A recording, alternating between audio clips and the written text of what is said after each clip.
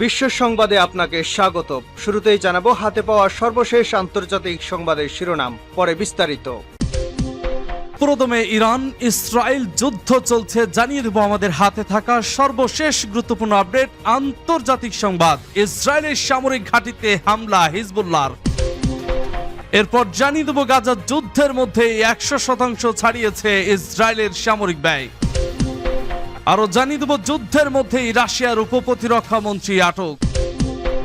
এবং সর্বশেষ জানিয়ে দিব উত্তেজনার মধ্যেই ইরানে বিরল সফরে উত্তর কোরিয়ার প্রতিনিধি দল।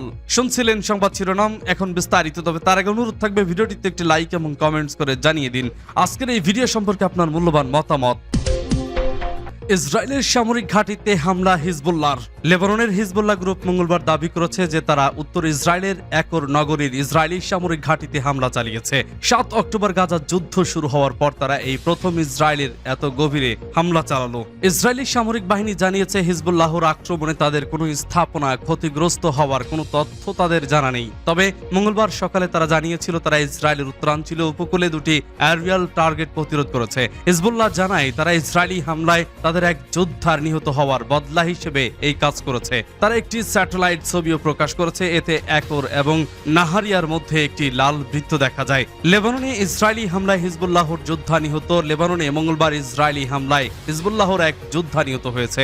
গাড়িতে করে যাওয়ার সময় তিনি এই হামলার শিকার হন। গত 7 অক্টোবর ইসরায়েলি হামাজের নজিরবিহীন হামলার মধ্যে দিয়ে গাজা যুদ্ধের সূত্রপাত হওয়ার পর থেকে হিজবুল্লাহ ও ইসরায়েলি সেনাবাহিনীর মধ্যে প্রায় প্রতিদিনই আন্তঃসীমান্ত গুলি বিনিময় হতে দেখা যায়। এএফপির এক সাংবাদিক জানান সীমান্ত থেকে প্রায় 35 কিলোমিটার দূরে উপকূলীয় তায়ার নগরীর কাছে আবু আল আসওয়াদ এলাকায় সর্বশেষ এই হামলার ঘটনা ঘটে। সূত্রটি এএফপিকে জানায় নিহত যোদ্ধা হিজবুল্লাহর বিমান প্রতিরক্ষা বাহিনীতে একজন প্রকৌশলী ছিলেন। লেবাননের রাষ্ট্রায়ত্ত জাতীয় বার্তা সংস্থা জানায় ইসরায়েলি বাহিনী তার গাড়ি লক্ষ্য করে ড্রোন হামলা চালায়। এএফপির এক সাংবাদিক জানান ওই ড্রোন হামলায় গাড়িটি সম্পূর্ণভাবে পুড়ে যায়। খবরে বলা হয় হিজবুল্লাহ সাম্প্রতিক সময়ে ইসরায়েলি লক্ষ্যবস্তুতে তাদের রকেট হামলা জোরদার করেছে। রোববার সন্ধ্যায় তারা ইসরায়েলি একটি ড্রোনকে গুলি করে ভূপাতিত করে। এএফপির পরিসংখ্যান অনুযায়ী গত 7 অক্টোবর থেকে লেবাননে গাজা যুদ্ধের মধ্যেই 100% ছাড়িয়েছে ইসরায়েলের সামরিক ব্যয়। গাজা যুদ্ধের মধ্যেই 100% ছাড়িয়েছে ইসরায়েলের সামরিক ব্যয়। এতে মধ্যপ্রাচ্য ইসরায়েলের সামরিক ব্যয় 200 বিলিয়নের কোটায় স্পর্শ করেছে। সোমবার Stockholm international piece research institute প্রকাশিত এক নতুন প্রতিবেদন অনুসারে অস্ত্র ও সামরিক সরঞ্জামের ব্যয় গত 10 বছরের মধ্যে সর্বোচ্চ স্তরে উপনীত হয়েছে। প্রতিবেদনে আরও বলা হয়েছে গত 7 অক্টোবরের আগে মধ্যপ্রাচ্য ইসরায়েলের সামরিক ব্যয় ছিল 1.8 বিলিয়ন। এরপর 2023 সালের ডিসেম্বরে সেটা বেড়ে হয় $4.7 বিলিয়ন। এখন সেটা $27.5 পৌঁছেছে। অর্থাৎ 7 অক্টোবরের পর মধ্যপ্রাচ্যের সামরিক ব্যয় 200%-এরও বেশি বৃদ্ধি পেয়েছে। উল্লেখ্য গত 7 অক্টোবর ইসরায়েলে নজিরবিহীন হামলা করে ফিলিস্তিনি প্রতিরোধ আন্দোলন হামাস এরপর পাল্টা আক্রমণ করে ইসরায়েল। এতে 34,000-এর অধিক ফিলিস্তিনি নিহত হয়েছে, তাদের মধ্যে অধিকাংশই নারী ও শিশু। সূত্র মিডল ইস্ট আই। যুদ্ধের মধ্যেই রাশিয়ার উপপ্রতিরক্ষা মন্ত্রীর আটক। ইউক্রেনের সঙ্গে চলমান যুদ্ধের মধ্যে আটক হয়েছেন রাশিয়ার উপপ্রতিরক্ষা মন্ত্রী। তার নাম তৈমুর ইভানভ। তিনি গত 8 বছর ধরে উপপ্রতিরক্ষা মন্ত্রীর পদে ছিলেন এবং রাশিয়ার সামরিক অবকাঠামো প্রকল্পের দায়িত্বে নিয়োজিত ছিলেন। অবশেষে ঘুষ নেওয়ার অভিযোগে তাকে আটক করা হলো। গণমাধ্যমের প্রতিবেদনে বলা হয়েছে 2016 সালে রাশিয়ার প্রতিরক্ষা মন্ত্রণালয়ে নিযুক্ত হওয়া 47 বছর বয়সী তৈমুর ইভানভ দেশটির সামরিক অবকাঠামো প্রকল্পের দায়িত্বে ছিলেন। মূলত অ্যাক্টিভিস্টরা দীর্ঘদিন ধরে রাশিয়ায় কথিত ব্যাপক মাত্রার দুর্নীতির সমালোচনা করে আসছেন। 2022 সালে রাশিয়ার দখলে থাকা ইউক্রেনের অঞ্চলগুলোতে নির্মাণ কাজের সময় দুর্নীতির পরিকল্পনায় অংশগ্রহণের জন্য রুশ উপপ্রতিরক্ষা মন্ত্রী তৈমুর ইভানভকে অভিযুক্ত করেছিল। দুর্নীতি বিরোধী ফাউন্ডেশন এই সংস্থাটি রাশিয়ার প্রয়াত বিরোধী নেতা অ্যালেক্সি নাভালনি প্রতিষ্ঠা করেছিলেন।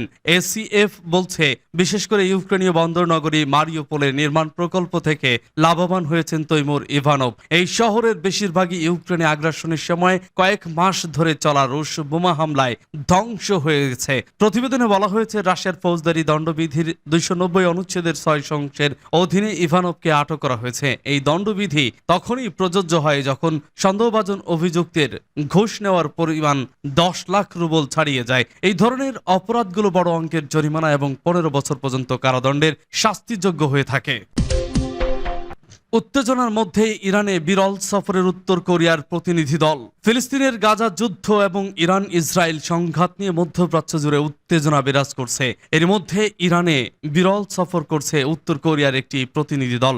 গণমাধ্যমের প্রতিবেদনে দাবি করা হয়েছে, উত্তর কোরিয়ার আন্তর্জাতিক বাণিজ্য মন্ত্রীর নেতৃত্বে দেশটির একটি প্রতিনিধি দল ইরান সফর করছে। উত্তর কোরিয়ার রাষ্ট্রীয় বার্তা সংস্থা KCNA নিউজ এজেন্সি জানিয়েছে, দেশটির বৈদেশিক অর্থনৈতিক সম্পর্ক বিষয়ক মন্ত্রী ইয়ন জং হোর নেতৃত্বে একটি প্রতিনিধি দল ইরান সফরের উদ্দেশ্যে বিমানে করে মঙ্গলবার পিয়ংইয়ং ত্যাগ করে। তবে ওই প্রতিবেদনে এর বেশি কিছু জানানো হয়নি। পশ্চিমাদের সন্দেহ, উত্তর কোরিয়া এবং ইরান দীর্ঘদিন ধরে পরস্পরকে ব্যালিস্টিক ক্ষেপণাস্ত্র কর্মসূচিতে সহযোগিতা করছে। তাদের ধারণা, এই ধরনের বিধ্বংসী অস্ত্র তৈরিতে প্রযুক্তিগত দক্ষতা এবং তৈরির বিভিন্ন উপাদান পরস্পরের মধ্যে বিনিময় করছে এই দুই দেশ। ইউক্রেনের বিরুদ্ধে যুদ্ধে ব্যবহারের জন্য ইরান রাশিয়াকে বিপুল সংখ্যক ব্যালিস্টিক ক্ষেপণাস্ত্র সরবরাহ করেছে বলে গত ফেব্রুয়ারিতে প্রতিবেদনে দাবি করে আন্তর্জাতিক সংবাদ সংস্থা রয়টার্স। উত্তর কোরিয়া রাশিয়াকে ক্ষেপণাস্ত্র ও কামান সরবরাহ করেছে বলেও সন্দেহ করা হয়, যদিও উভয় দেশই এসব অভিযোগ অস্বীকার করেছে। দক্ষিণ কোরিয়ার সরকারি তথ্য অনুযায়ী উত্তর কোরীয় মন্ত্রী ইয়ন জং হো এর আগে সিরিয়ার সাথে তার দেশের সম্পর্ক উন্নয়নে কাজ করেছেন। সেই সঙ্গে তিনি রাশিয়ার সাথে উত্তর কোরিয়ার ক্রমবর্ধমান আদান প্রদানে সক্রিয় ছিলেন। কেসিএনের তথ্য অনুযায়ী চলতি মাসের শুরুতেও মস্কো সফরে একটি প্রতিনিধি দলের নেতৃত্ব দেন তিনি। সূত্র voice of America, Times of Israel, সূত্র রয়টার্স।